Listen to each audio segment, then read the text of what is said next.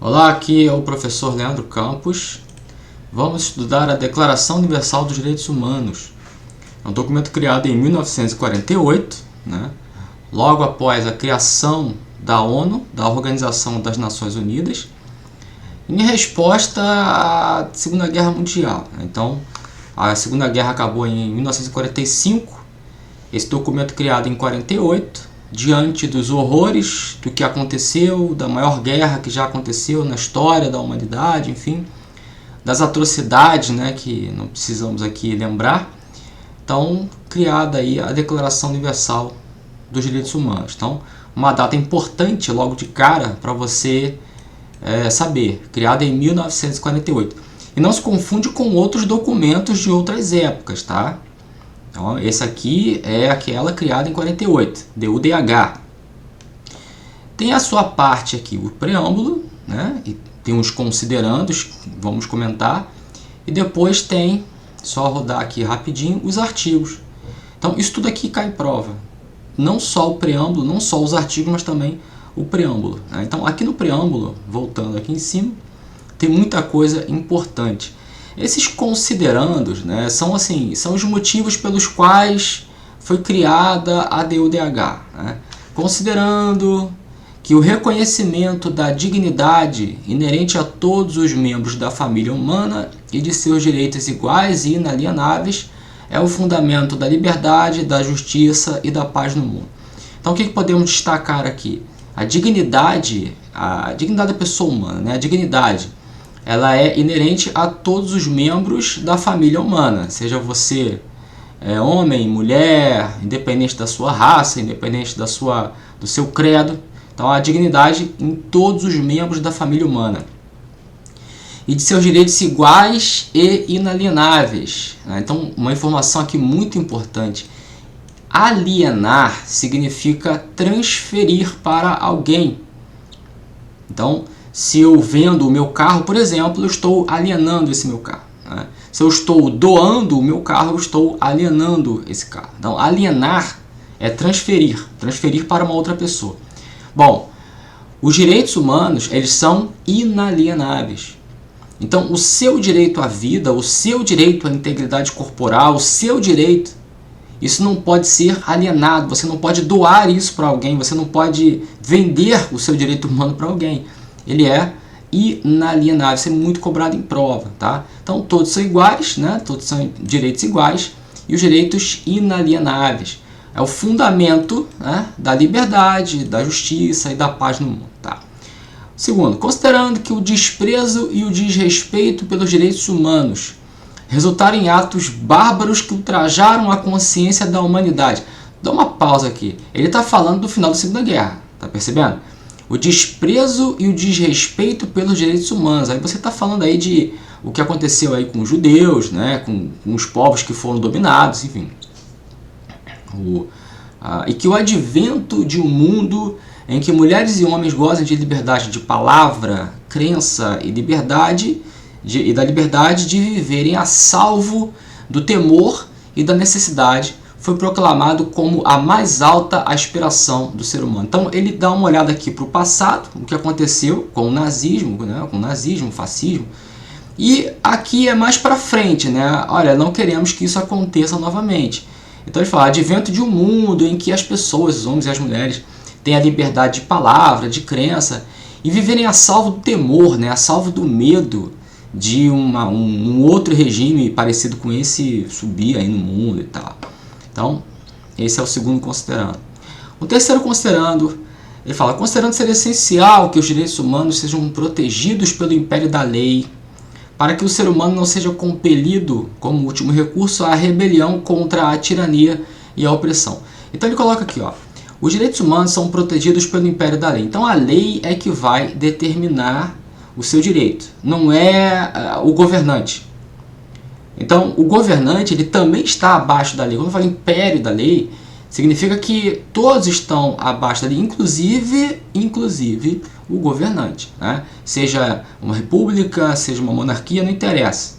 Então, isso evita a ditadura, evita um regime de exceção.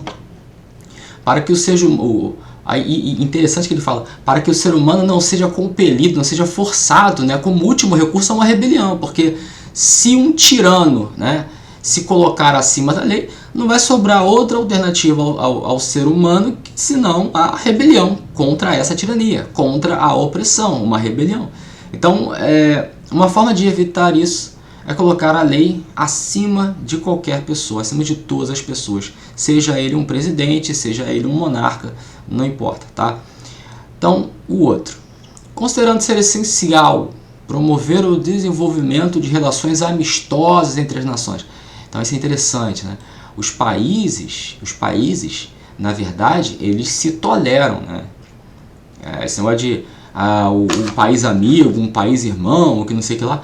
Na verdade, todos os países entre si, eles se toleram. Eles têm interesses próprios, comuns. O máximo que pode acontecer é ter uma parceria, fazer uma união aduaneira, fazer um mercado comum, fazer um tratado de comércio, um tratado de pessoas, enfim, né, de transporte de pessoas. Mas o importante, acima de tudo, é que eles tenham relações amistosas, né, que isso aí é um barril de pólvora, né? Você vê o mundo hoje também, apesar dos pesares, tem muita fagulha aí que pode se incendiar entre determinados países, né? Apesar das relações amistosas. Então, considerando que os povos das Nações Unidas reafirmaram na Carta sua fé nos direitos fundamentais do ser humano, na dignidade, no valor da pessoa humana e na igualdade de direitos do homem e da mulher, e que decidiram promover o progresso social e melhores condições de vida em uma liberdade mais ampla. Aqui ele está meio que repetindo a coisa, né? Ele ressalta mais uma vez a dignidade da pessoa humana, a igualdade, então ele fala a dignidade no valor da pessoa humana, a igualdade de direitos entre homens e mulheres, e mais uma vez ele fala a promover o progresso social, visando o futuro, visando o que vem aí pela frente, né? Melhores condições de vida, liberdade. Então ele está repetindo o que ele já falou. Considerando que os países membros se comprometeram a promover em cooperação com as Nações Unidas, os países membros da ONU, na época, eram muito menos do que os que existem hoje, né? Então hoje tem mais de 200 países. Na época, quando a ONU foi criada, não tinha isso tudo, né? Mas uma vez você entrando ali, um país aderindo, ele já vai também se declarar fiel à DUDH, né? A Suíça não faz parte da ONU, né? Aquela história que a Suíça é neutra em tudo. Mas é uma rara exceção. Considerando que os países membros se comprometeram a promover, em cooperação com as Nações Unidas, o respeito universal dos direitos e liberdades fundamentais do ser humano e a observância desses direitos e liberdades. Então, os países membros, eles se comprometeram. A partir do momento que um país membro não obedecer a essa DUDH com a sua própria população, ele será instado, será chamado. Olha, você não está cumprindo com aquilo que você prometeu, né? Aí a ONU tem os sistemas lá dentro dela, já é um outro assunto, já foge aqui da DUDH. Mas os países se comprometeram. E os países que foram virando países membros após 48 também, né? Mesma coisa. Considerando que uma compreensão comum desses direitos e liberdades é da mais alta importância para o pleno cumprimento desse compromisso. Então, apesar de tudo escrito aqui, no sentido assim, olha, leva isso a ferro e fogo, tá? Isso aqui é muito importante, apesar de tudo que está escrito aqui, eu tenho que ressaltar, isso é muito importante. Então, uma compreensão, preciso de uma compreensão comum, que isso seja aplicado na prática, né? Que esses direitos e liberdades são fundamentais.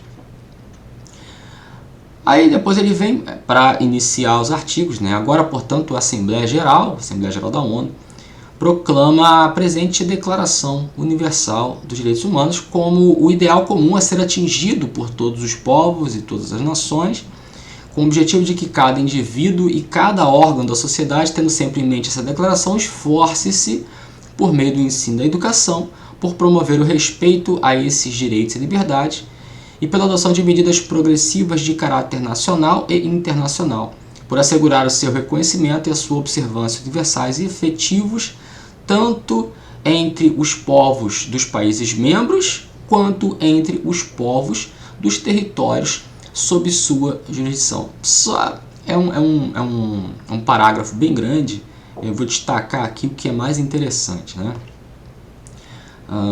Deu comum todos os povos e todas as nações. Quer dizer, você pode ter uma nação que não faz parte de um país, não tem um país, por exemplo, os curdos, né? Não existe o país Kurdistão. Na verdade, os curdos, a nação que tem um interesse em comum, né? A nação curda, ela está espalhada entre Iraque, Turquia e outro país lá, né? Não existe um país, né, Kurdistão, muito embora eles briguem por isso. Então é uma nação. A nação judaica, os judeus, eles têm agora Israel, né? Agora da Segunda Guerra para cá, coisa que também não tinha, né? Mas o povo judeu é espalhado pelo mundo todo, né? Independente de, inclusive está na Suíça, que não é um país membro, apesar disso é uma nação, né? Todos os povos, que aí está ligado a um território, que está ligado a um país, e todas as nações, que não necessariamente ligado a um país e não necessariamente ligado a um povo, ligado a um território, mas que tem interesses em comum, né? O Kurdistão, o povo judaico, né? São grandes exemplos aí.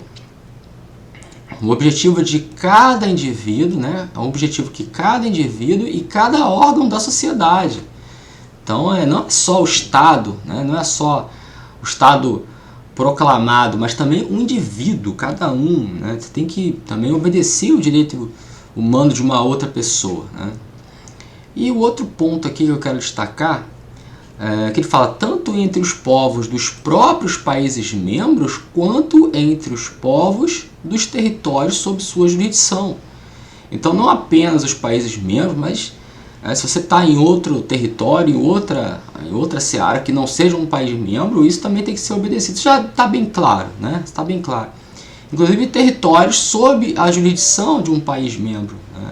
Então a Groenlândia não é um país membro, até porque não é um protetorado, é um território, né, que pertence à Dinamarca. Então a Dinamarca, fazendo parte da ONU, lá na Groenlândia também tem que aplicar a DODH, enfim. Então está bem claro aí, né?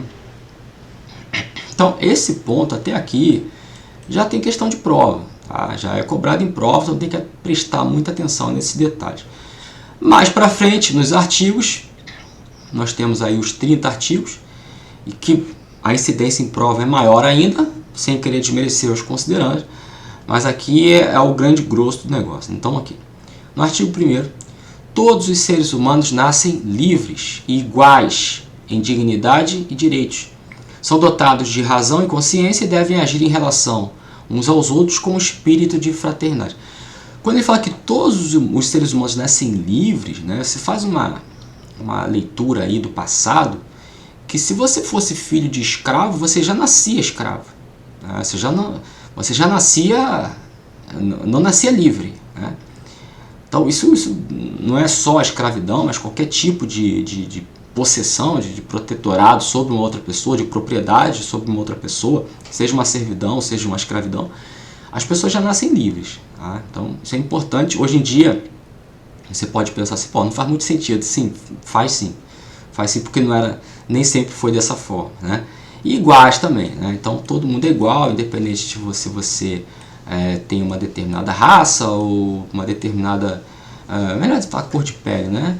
Uma determinada cor de pele, sexo, preferência sexual, se você é rico, se você é pobre, então são iguais em dignidade e direitos. Tem razão e consciência, né? E devem agir com espírito de fraternidade uns com os outros. Artigo 2º tem 2 itens. No primeiro item ele fala: todo ser humano tem capacidade para gozar os direitos e as liberdades estabelecidos nesta declaração, sem distinção de qualquer espécie, seja de raça, cor, sexo, língua, religião, opinião política ou de outra natureza, origem nacional ou social, riqueza, nascimento ou qualquer outra condição. Então, todo ser humano tem capacidade para gozar os direitos.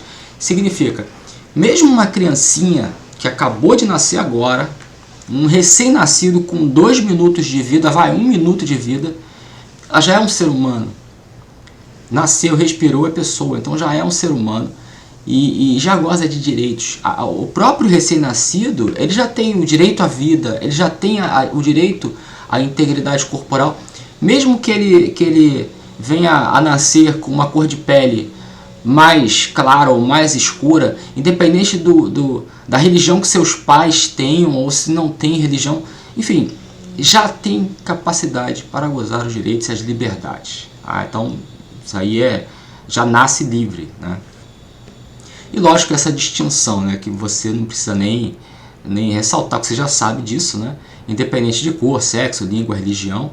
Agora, opinião política ou de outra natureza, né? Opinião política ou de outra natureza, apesar do que acontece não só no Brasil, mas no mundo, né?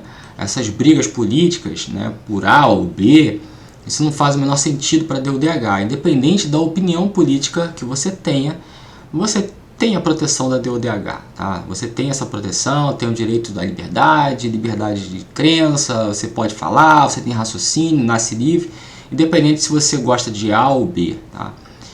Origem nacional ou social, quer dizer, não importa o país que você vai nascer, eu nasci na Coreia do Norte, eu sou norte-coreano, isso não interessa, tem DODH para você também, tá? Riqueza, nascimento ou qualquer outra condição. Já o item 2, ele fala, não será também feita nenhuma distinção fundada na condição política, jurídica ou internacional do país ou território a que pertence uma pessoa. É aquilo que eu já falei aqui na origem nacional, né?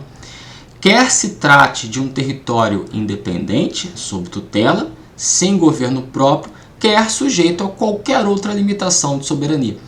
Então, independente do local que você nasça, né? O pessoal fala muito da Venezuela, fala muito de Cuba, não interessa se você é venezuelano, se você é cubano, se você é norte-coreano, se você é russo, se você é chinês, se você é americano, se você é suíço, se você é qualquer coisa, tá? Então, não há distinção para a DODH, né? Mas o país está numa condição política tal, X, não interessa. O país é uma coisa, a pessoa que está ali, né, integrando o povo, né, a população, o povo desse país, é outra coisa, né? Mesmo que seja um território que não seja dependente, né, como eu falei aí, alguns que me vem à cabeça, a Groenlândia, né, tem outros, tem um país aí, as Malvinas, né, aqui no litoral da Argentina, que pertence a Inglaterra ainda, né? Ainda é uma colônia, quer dizer, não tem soberania, não tem um governo próprio, mas o povo que mora nas Malvinas, ou como eles chamam de Falklands, né? Eles têm DODH, né? É para todo mundo, independente do território que você pertence, independente. O artigo 3º, todo ser humano tem direito à vida, à liberdade e à segurança pessoal. Então, muito se questiona, muito se fala, né? Não é nem a questão, né?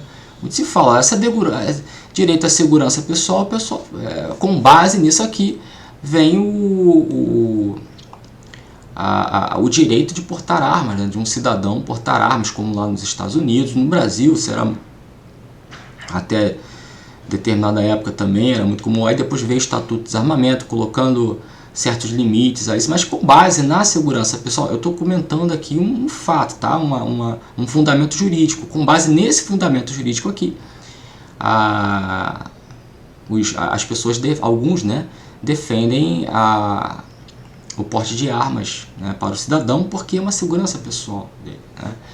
Então, com base nisso, são vida, liberdade e segurança pessoal, né?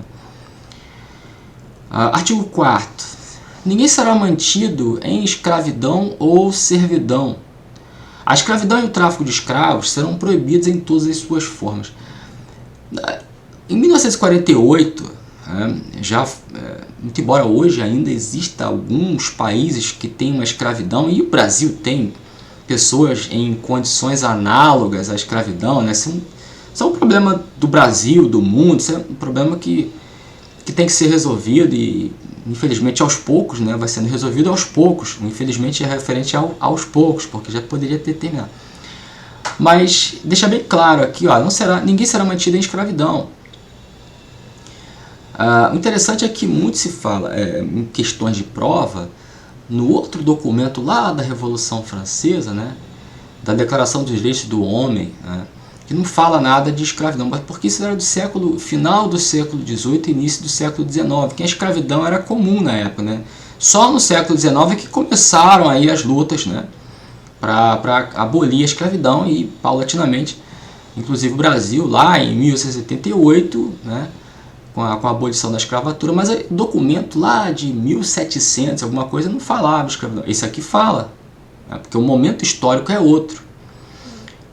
Então ninguém será mantido em escravidão. Ou servidão. A diferença entre um e o outro é que na escravidão, o escravo ele é uma propriedade. Então ele é vendido como se fosse uma coisa, né? Vendido, comprado. A servidão não é bem uma propriedade, né? Uma pessoa que está ali, tem que servir, e é um pouco menos na escravidão no sentido de propriedade, mas na hora de fazer a coisa, será tão escravo quanto, né? Será tão subserviente quanto. Mas a única diferença é que na escravidão o escravo ele era considerado uma propriedade. Na servidão não é considerado uma propriedade. Então as pessoas podiam comprar e vender escravos, que eram pessoas, e na servidão você não compra e vende, né? Na verdade a pessoa está ligada ali no vínculo de servidão por algum outro motivo, mas também é ruim, né? Então o que essa pessoa mantida em servidão vai fazer? A mesma coisa que o escravo faz, a única diferença é o sentimento de propriedade, mas é tão ruim quanto. A escravidão e o tráfico de escravos serão proibidos em todas as suas formas. No artigo 5º, ele fala: ninguém será submetido a tortura, nem a tratamento ou castigo cruel, desumano ou degradante. Então, tortura, tratamento ou castigo cruel, desumano ou degradante. Não tem, são conceitos jurídicos, exceto a tortura, que tem uma lei que trata sobre tortura, mas são conceitos jurídicos indeterminados. No caso concreto você vai ver o que é um castigo cruel, o que é desumano, né? Colocar o cara amarrado numa bola de pedra. Isso é desumano, isso é degradante, né? Então, tá aí. O artigo 6º. Todo ser humano tem o direito de ser em todos os lugares reconhecido como pessoa perante a lei. Em todos os lugares, e aí abrange também países. Ele é reconhecido como pessoa. Lembra da escravidão? Ele não é reconhecido como coisa. Todo ser humano tem o direito de ser reconhecido como pessoa, independente do lugar que ele vá. Tem um país na África, Madagascar, sei lá, que ainda tem escravidão. Se eu for em Madagascar, corre o risco de ser considerado uma coisa e não ser considerado uma pessoa? Olha, pela DUDH você não corre esse risco. Agora, pelo governo de Madagascar, não tenho certeza. Eu não sei se é Madagascar, pai, Sudão, acho que é Sudão. Agora, pela DUDH, tá garantido, olha, você é considerado uma pessoa, né, perante a lei daquele local. Artigo 7º. Todos são iguais perante a lei e têm direito, sem qualquer distinção, à igual proteção da lei. Então, mais ou menos aquela mesma história, né? Todos são iguais e todos têm a igualdade também perante a lei, né? Todos têm direito à igual proteção contra qualquer discriminação que viole a presente declaração e contra qualquer incitamento a tal discriminação. Então, no primeiro sentido aqui, ele meio que repete uma coisa que ele já vem falando há muito tempo, né? Desde o começo do documento. Todos são iguais, todos têm a proteção e no igual perante a lei. E no segundo momento é a violação, né, contra qualquer discriminação. Então, uma coisa, olha, eu sou igual. Outra coisa, eu sou igual e não posso ser discriminado, não posso ser considerado um diferente por conta da minha opinião política ou por conta da minha preferência sexual, independente de qualquer coisa. Então é mais do mesmo, né, esse artigo 7º aí. O artigo 8º. Todo ser humano tem direito a receber dos tribunais nacionais competentes remédio efetivo para os atos que violem os direitos fundamentais que lhes sejam reconhecidos pela Constituição ou pela lei. Então aqui nós estamos falando que o Brasil chama-se remédios constitucionais, né? Por que constitucionais? Porque estão previstos, no caso aqui, na Constituição. A lei vai regulamentar, obviamente, né? Você tem a lei do mandato de segurança, tem a lei da ação civil pública, mas são remédios constitucionais. Por que remédio? Porque um direito fundamental foi violado. E se um direito fundamental foi violado, o Estado ele tem que criar remédios, ou seja, procedimentos, né, para que seja restaurado esse direito, para que esse direito sobrevenha. E para cada tipo de direito fundamental violado vai ter um remédio específico, igual a dor, né? Eu estou com dor de cabeça, você vai tomar tal remédio. Se você está com dor de barriga, o remédio é outro, né? Se você está com dor no osso, o remédio é outro, sei lá. Então, assim, para cada tipo de violação, um remédio custa diferente. O que foi violado? A minha liberdade de locomoção. Para isso você tem um remédio, habeas corpus. O que foi violado? O direito à informação. Aí você tem um remédio cabível, que é o habeas data. Então você é estudado lá na Constituição e tem as leis específicas, né, que vão tratar sobre cada um deles. Então, aqui na DODH ela fala: todo ser humano tem direito a receber dos tribunais nacionais o remédio efetivo para que cada violação seja restaurada. Artigo 9º, ninguém será arbitrariamente preso, detido ou exilado. Não é que ninguém será preso, lógico que pode ser preso, né? Mas ninguém será arbitrariamente preso, ou seja, sem obedecer os aspectos legais, sem obedecer à lei, à competência dos tribunais, sem que tenha uma autoridade competente para determinar essa prisão, sem que eu tenha feito nada. Então, a proteção aqui não é contra uma prisão, uma efetiva prisão, mas sim contra uma prisão arbitrária, ou seja, aquela que não obedece à lei em algum momento. Detido, aqui detido, você pensa detenção, né? No nosso direito criminal, no direito penal, você tem penas de detenção, penas de reclusão.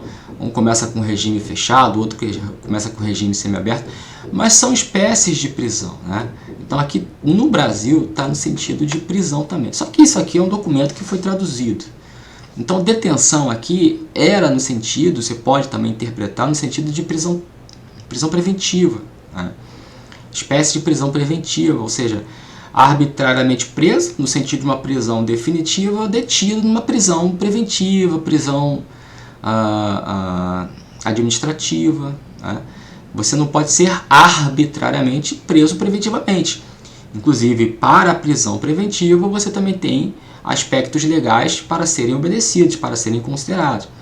É lógico que vai acabar tudo sendo prisão, né? Então, muitos professores, muitos autores falam: prisão, detenção está no sentido de prisão. Ok, não tem problema nenhum. Só que alguns outros poucos vão colocar aí que é detenção no sentido de prisão preventiva. Mas é prisão também, dá na mesma, tá? E exilado é você ser colocado para fora do seu país, né, por algum motivo, porque você tem uma opinião política diferente, né? Então você é exilado, você vai para um outro país. Aconteceu muito na época do regime militar, né? Pessoas que brigavam contra, né, o governo foram exilados pelo próprio governo, né? Foram para o Chile, para a Inglaterra, enfim. Então, ninguém será arbitrariamente preso, detido ou exilado. O artigo 10 ele fala: todo ser humano tem direito, em plena igualdade, a uma justa e pública audiência por parte de um tribunal independente e imparcial para decidir seus direitos e deveres ou o fundamento de qualquer acusação criminal contra ele. Aqui ele já está fazendo a beliscada aí para a audiência de custódia, né? Aquela audiência que se verifica assim que ocorre a prisão, e é uma audiência necessária, entre outros pontos, para verificar se a prisão ela foi arbitrária ou não, né? Então, essa audiência de custódia ela foi criada mais recentemente no Brasil, mas desde 48 já estava na DODH, né? Há uma justa e pública audiência, por parte de um tribunal, quer dizer, um poder judiciário independente e imparcial. Imparcial tá fácil, né? Imparcial, uma pessoa que vai ali julgar, que não tem interesse na causa, não seja alguém que queira ver aquela pessoa de fato presa ou queira ver de fato a pessoa solta.